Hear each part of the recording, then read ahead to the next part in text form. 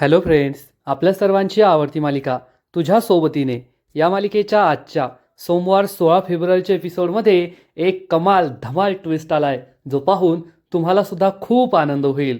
मग नेमकं घडलंय तरी काय? तर फ्रेंड्स, आपल्या सगळ्यांना माहिती आहे की मल्हारची कंपनी राजशेखर धोंडे पाटलांच्या मुलाचा विवाह सोहळा करते आणि त्याची संपूर्ण जबाबदारी ही नुपूरवर आहे. नुपूरला त्यांना फायनल प्रेझेंटेशन द्यायचं होतं आणि तायडीला असं वाटलं की नुपूरला हे जमणार नाही आणि नुपूरने मात्र अशी काही भारी आयडिया केली आहे ज्यामुळे हे राजशेखर धोंडे पाटील आणि त्यांची बायको नुपूरवर पूर्ण फिदा झाली आहे. नुपूरने एखादं कॉम्प्युटरवरचं प्रेझेंटेशन नाही बनवलं, तर चक्क एक प्रोजेक्ट बनवलं, रिअल लाईफ मॉडेल बनवलं आणि यावरून या दोघांना प्रेझेंटेशन दिलं. त्यामुळे राजशेखर धोंडे पाटील आणि त्यांची बायको खूप खुश झाली. राजशेखर धोंडे पाटलांची बायको तर चक्क मल्हारला म्हणाली, मल्हार साहेब, तुम्हाला आहे ना हिरा भेटलाय, हिरा, या हिऱ्याला जपून ठेवा. आणि राजशेखर धोंडे पाटील नुपूरला म्हणाले, तुम्ही फक्त इव्हेंट नाही करत, तर तुम्ही आठवणी निर्माण करतात. हे सगळं ऐकून मल्हारने स्वतः नुपूरसाठी उभ्या राहून टाळ्या वाजवल्या. नुपूर खूप खुश झाली, पण तायडीच्या चेहऱ्यावर मात्र 12 वाजले होते. तिचं तोंड पाहण्यासारखं झालं होतं. मग हे सगळं घडलं तरी कसं, हे जाणून घेण्यासाठी हा व्हिडिओ शेवटपर्यंत नक्की पहा. फ्रेंड्स, आजच्या एपिसोडच्या सुरुवातीलाच मल्हार रेवतीबरोबर समुद्र किनाऱ्यावर असतो आणि रेवतीने त्याला समजावून सांगितल्याप्रमाणे तो चक्क संजनाच्या सगळ्या आठवणी, तिने दिलेले गिफ्ट्स, तिचे कपडे, नंतर लग्नाच्या मुंडावळ्या, या सगळ्या वस्तू चक्क मल्हार जाळून टाकण्याचा निर्णय घेतो. पण या सगळ्या वस्तू जात असताना सुद्धा त्याला संजनाची आठवण येते. संजना त्याच्या डोळ्यासमोर येते, पण या कटू आठवणींना तो तिलांजली देतो आणि पेटवून देतो, त्यांची राख करतो. त्यामुळे मल्हारच्या मनावरचं जे ओझं असतं ते कमी होतं. तर रेवतीला सुद्धा आनंद होतो. रेवती मल्हारला सांगते, मल्हार, आता तू या सगळ्या वस्तूंची राख केली आहे, ही राख तू आता समुद्रात वाहून दे आणि या सगळ्या कटू आठवणींना विसरून जा, नवीन आयुष्याला सुरुवात कर. मल्हार यासाठी हो म्हणतो. मल्हारला सगळ्या जुन्या गोष्टी आठवतात. मल्हारला आठवतं की हळदीच्या दिवशी काय घडलं होतं. तायडी परत आली आणि तिने सांगितलं होतं की मल्हार, आता संजना तुला कायमचं सोडून गेलीये, तिला बेटर ऑप्शन भेटलाय. हे सगळं मल्हारला आठवतं आणि मल्हार संजनाच्या या कटू आठवणींची राख समुद्रात विसर्जित करतो. पण त्याच्या बाजूलाच नुपूर उभी असते. नुपूर आणि मल्हार या दोघांचं एकमेकांकडे लक्ष नसतं. नुपूरने आत्ताच वेदांचं श्राद्ध केलेलं असतं आणि नुपूर ही हात जोडते आणि म्हणते, वेदांत, आज मी तुझं श्राद्ध केलंय, काही चूक झाली असेल तर मला माफ कर. आणि ती मागे वळून आशा आणि अन्वयबरोबर तेथून जाऊ लागते. पण त्याच वेळेस मल्हार बाजूला पाहतो आणि मल्हारला नुपूर आणि आशा दिसतात. मल्हारला आश्चर्याचा धक्काच बसतो की नुपूर येथे काय करते. मल्हार हा नुपूरला विचारायला जाऊ लागतो, पण अचानक या समुद्र किनाऱ्यावर शेकडो माणसं येतात आणि या माणसांमुळे मल्हारला नुपूरजवळ जाता येत नाही आणि नुपूर तेथून निघून जाते. मल्हार आणि रेवती या गुरुजींजवळ पोहोचतात आणि मल्हार गुरुजींना विचारतो, आता तुमच्याबरोबर जी फॅमिली होती ते येथे कशासाठी आली होती, तुम्ही त्यांना ओळखता का? गुरुजी सांगतात, हो, त्या नुपूर सावंत आहेत आणि त्यांची आई, त्यांचा भाऊ. मल्हार विचारतो, त्या कोणाचं श्राद्ध करायला आला होता, त्यांच्या वडिलांचं का? गुरुजी सांगतात, नाही, त्या त्यांच्या न झालेल्या नवऱ्यातच श्राद्ध करायला आल्या होत्या. हे ऐकून मल्हार आणि रेवतीला जबर धक्काच बसतो. मल्हार विचारतो, न झालेला नवरा म्हणजे? तर गुरुजी सांगतात, त्यांच्याबरोबर खूप वाईट झालंय. मागच्या वर्षी त्यांचं लग्न जमलं होतं आणि लग्नाच्या दिवशी त्यांचा नवरा गेला, त्याचा मृत्यू झाला आणि त्या पूर्णपणे खचून गेल्या होत्या. खूप चांगली मुलगी आहे आणि आज त्या न झालेल्या त्या नवऱ्याचं श्राद्ध घालायला इथे आल्या होत्या. मल्हार आणि रेवतीचा विश्वासच बसत नाही. गुरुजी मल्हारला सांगतात, देव कोणाची कशी परीक्षा घेता येईल ना, ते सांगता येत नाही. गुरुजी तेथून निघून जातात. मल्हारला खूप वाईट वाटतं की नुपूरबरोबर इतकं वाईट घडलंय आणि मल्हार हा रेवतीला म्हणतो, मावशी, त्यांच्याकडे पाहून असं कोणालाच वाटत नसेल की त्यांच्याबरोबर इतकी वाईट घटना घडली आहे. रेवती मावशी मल्हारला समजावून सांगते, मल्हार, पाहिलंस का, तुझ्याबरोबर आणि नुपूरबरोबर सारखीच घटना घडली आहे.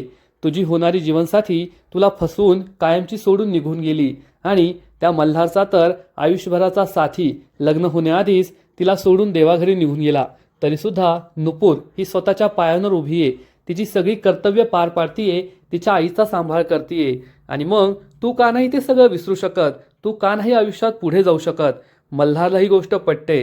रात्र होते, मल्हार घरी येतो, त्याच्या रूममध्ये येतो आणि तो खूप दुःखी असतो. त्याला वाईट वाटत असतं. मल्हारला आठवतं आज ऑफिसमध्ये काय झालं होतं. नुपूर त्याला समजावून सांगत होती, सर आज मला काम जमणार नाही, तुम्ही समजून घ्या. पण मल्हार तिचं काहीच ऐकून घेत नव्हता आणि म्हणत होता की हा बिझनेस आहे, हा भावनेवर नाही चालत, हा तुमच्या मनाने नाही होणार. त्यामुळे नुपूर किती दुःखी झाली होती, मल्हार तिच्यावर किती ओरडला होता, तिचा अपमान केला होता, हे सगळं मल्हारला आठवतं. आणि त्याचबरोबर गुरुजींनी मग नुपूरचं सत्य त्याला सांगितलं की नुपूर तिच्या न झालेल्या नवऱ्याचं श्राद्ध करायला आली होती. तिचा नवरा हा लग्नाच्या दिवशीच देवाघरी गेला होता.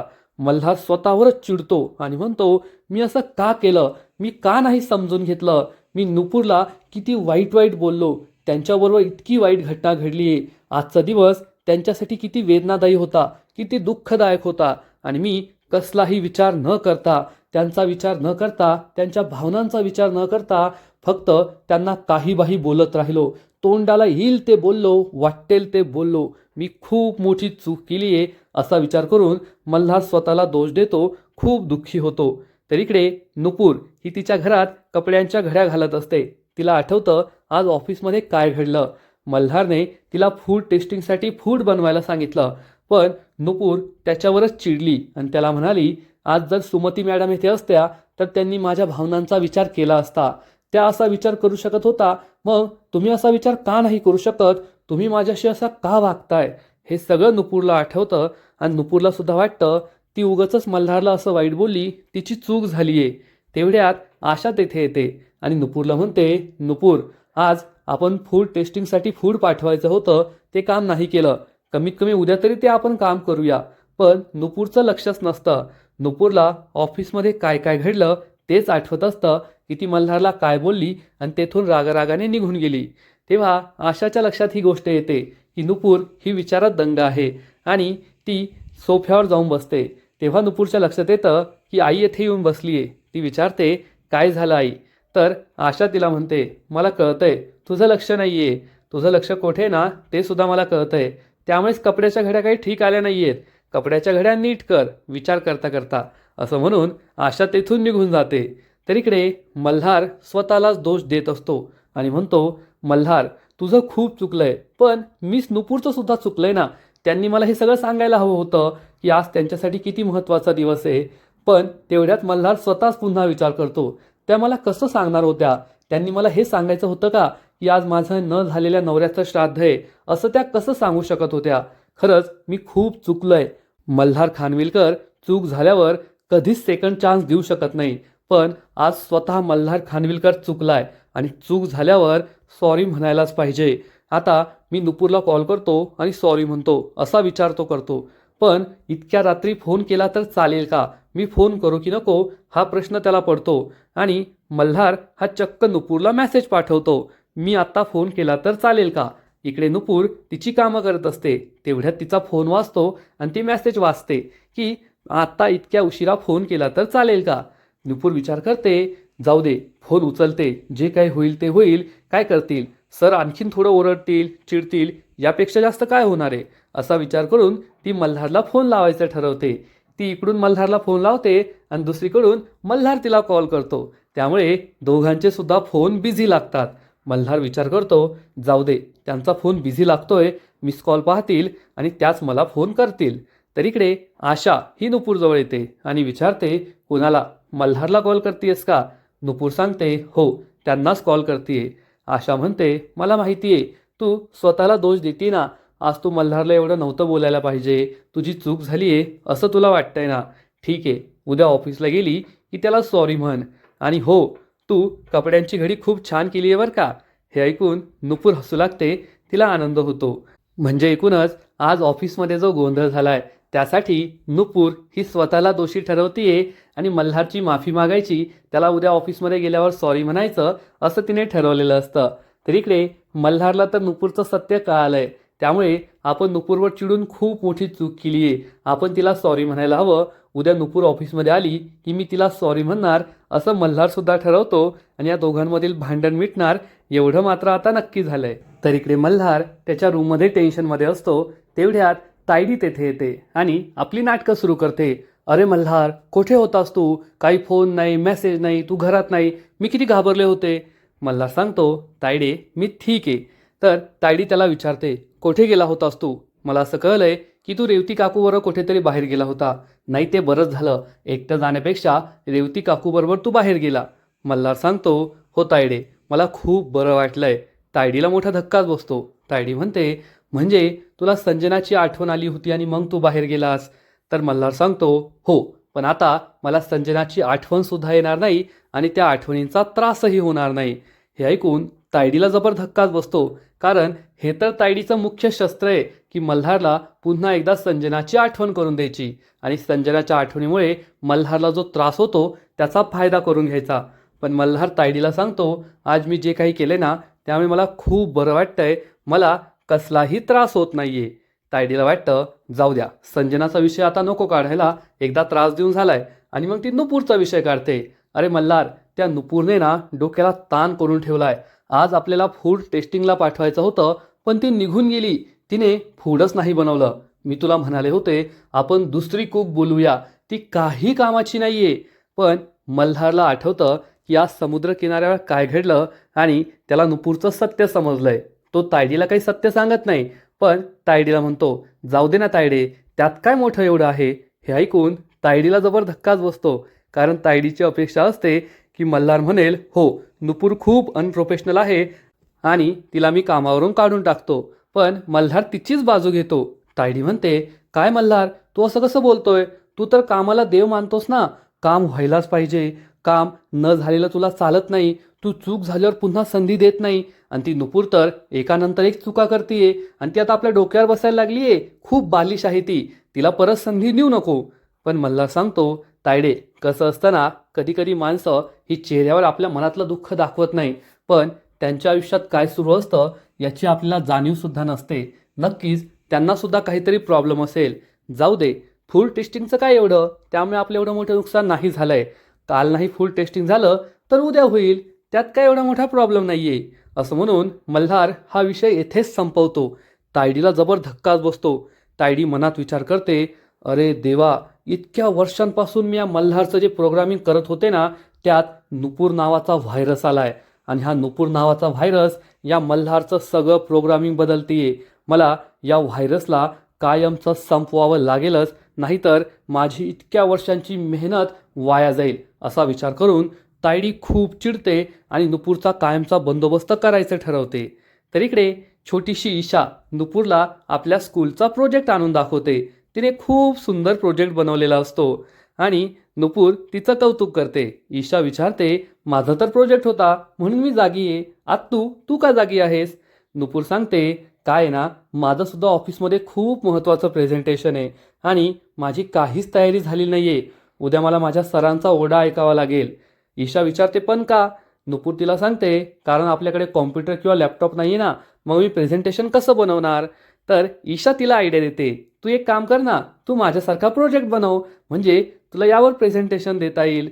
नुपूरला ही आयडिया खूप आवडते की आपण कॉम्प्युटरवर नाही प्रेझेंटेशन बनवू शकत, पण ईशासारखं लग्नाचं मॉडेल तर आपण बनवू शकतो, देखावा, आणि त्यावरून आपण प्रेझेंटेशन देऊ शकतो.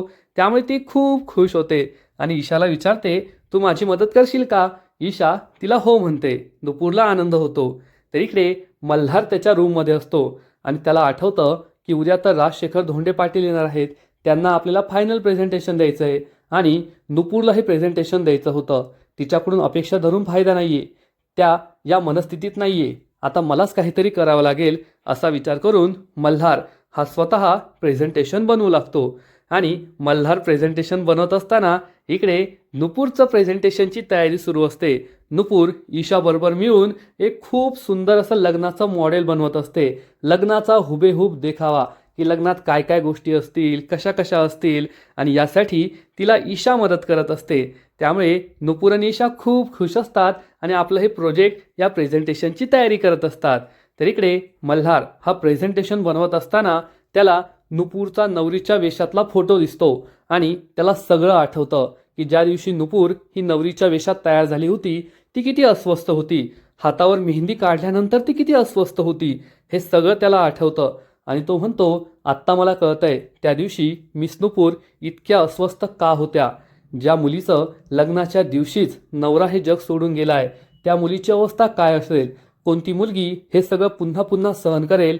नवरीसारखं परत तयार होणं, हातावर मेहंदी लावणं हे त्यांना सहन होण्यासारखं नाहीये. तरीसुद्धा त्यांनी हे सगळं केलं. खरंच त्या ग्रेट आहेत असा विचार मल्हार करतो. तर इकडे नुपूरचं प्रोजेक्ट वर्क सुरूच असतं. परंतु रात्र खूप झाल्यामुळे ईशा ही झोपी जाते.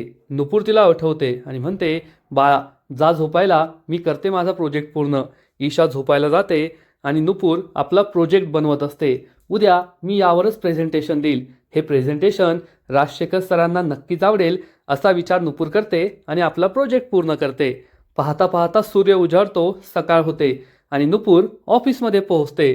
पण आल्या आल्याच तिला तायडी भेटते आणि तायडी तिच्यावर ओरडते, ए नुपूर किती वाजलेत बघितलात का, एवढ्या उशिरा का आलीये.